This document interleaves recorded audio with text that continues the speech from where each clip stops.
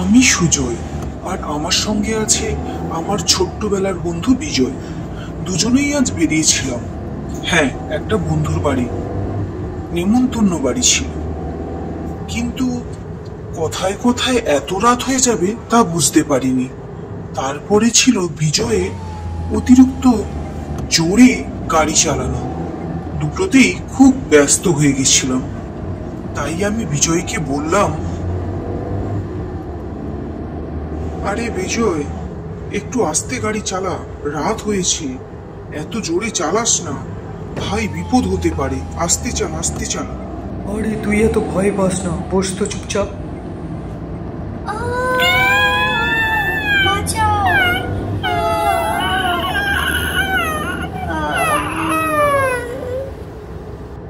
আরে এ কি সর্বনাশ হলো! চল নেমে দেখি কি হলো। বসে আছিস যে, চল নেমে গিয়ে দেখি।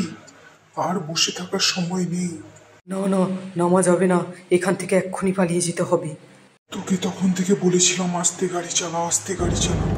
তুই আমার একটাও কথা শুনিস না।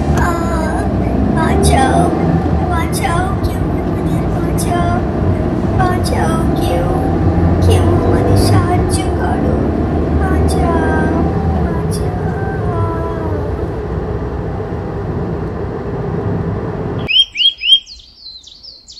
দেখ বন্ধু, দেখ, কালকের ঘটনাটা খবরের কাগজে বেরিয়েছে, চারপাশে সোশ্যাল মিডিয়ায় ছড়িয়ে পড়েছে। ওই ঘটনাতে মা আর ছেলে দুজনেই মারা গেছে। হ্যাঁ, আমিও ওটাই দেখছি। বাবাটা মনে হয় বেঁচে যাবে। এই ঘটনার বেশ কয়েক বছর পর আমরা দু বন্ধু আবার একটা কাজ সেরে ওই পথ ধরেই আসছিলাম। তখনও রাত হয়ে গেছিল, কিন্তু আস্তে আস্তে হঠাৎই মনে হলো যে আমাদের গাড়িটা বুঝি হারিয়ে গেছে অন্যদিকে। রাস্তা খুঁজে পাচ্ছিলাম না।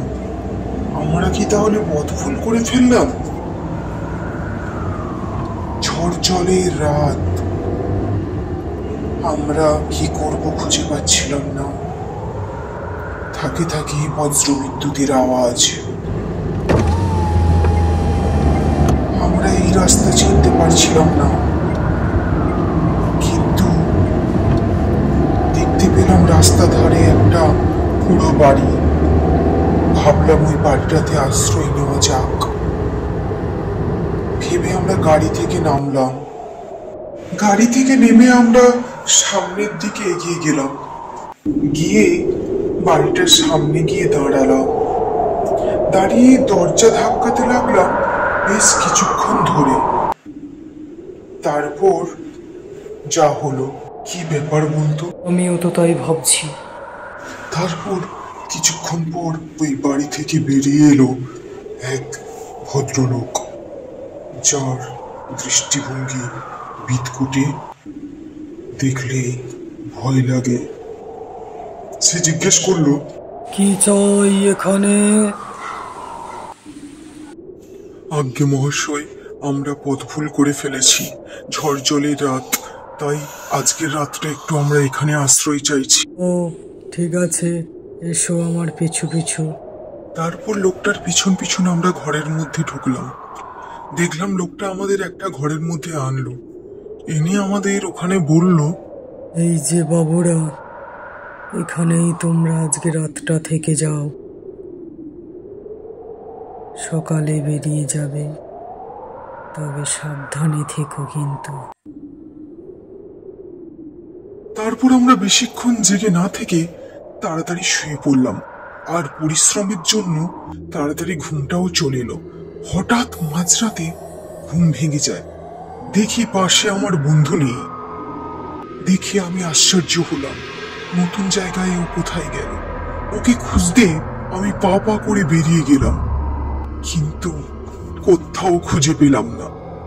চারপাশে দেখলাম। তারপর আমার আরো কিছুটা ভয় পেতে শুরু করলো। দেখলাম একটা বাক্স পড়ে আছে, কিন্তু লণ্ঠন হাতে গিয়ে বাক্সটা খুলে যা দেখলাম, আচমকায় আমার কিছুক্ষণের জন্য আমার মনে হলো আমার দম বন্ধ হয়ে গেছে। কেউ যেন আমার বন্ধুকে খাবলে খাবলে খেয়েছে।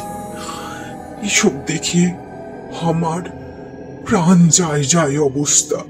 আমি আর তাকাতে পারছি না। তারপর মনে হলো কেউ যেন জানালার পাশে দাঁড়িয়ে আছে। তারই মধ্যে অদৃশ্য হয়ে গেল। কিন্তু তৎক্ষণাৎ একটা মূর্তি আমার দিকে তাকাতে লাগলো। সে ধীরে ধীরে ওই জানালা থেকে এগিয়ে আসতে লাগলো আমার দিকে। আমি নড়াচড়া করতে পারলাম না।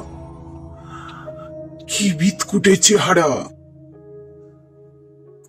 দেখে যেন প্রাণ যায় যায় অবস্থা। আমার বুঝতে দেরি হলো না যে এই আমার বন্ধুকে মেরে ফেলেছে। ওর চোখে ছিল যেন এক প্রতিশোধের আগুন, যেন অপেক্ষায় ছিল। আর ও আমাকে বলল, তোমরা যদি একটু সেদিন দয়া করতে, তাহলে সেদিন হয়তো আমি আর আমার ছেলে বেঁচে যেতাম। এত কষ্ট, এত ছটফট করে যন্ত্রণায় আমাদের মরতে হতো না। আমি তোমাদের ছাড়বো না, ছাড়বো না আমি তোমাদের। অপরাধ তো করেই ছিলে, কিন্তু তারপরে তা। এই বলে ওর একটা হাত আমার দিকে বাড়িয়ে দিল, আমার কণ্ঠা চেপে ধরলো। আমি আর সহ্য করতে না পেরে ওখানে জ্ঞান হারিয়ে পড়ে গেলাম। পরের দিন দেখলাম আমি আমার ঘরে বিছানায় শুয়ে আছি। খবর পেলাম যে আমাকে ওখানে গাড়ির মধ্যে অজ্ঞান অবস্থায় কিছু পুলিশ আমার বাড়িতে খোঁজ করে দিয়ে গেছে। আজও আমি বুঝতে পারলাম না ওর হাত থেকে আমি কেন বেঁচে গেলাম। ও আমায় কেন মারলো না, কেন মারলো না।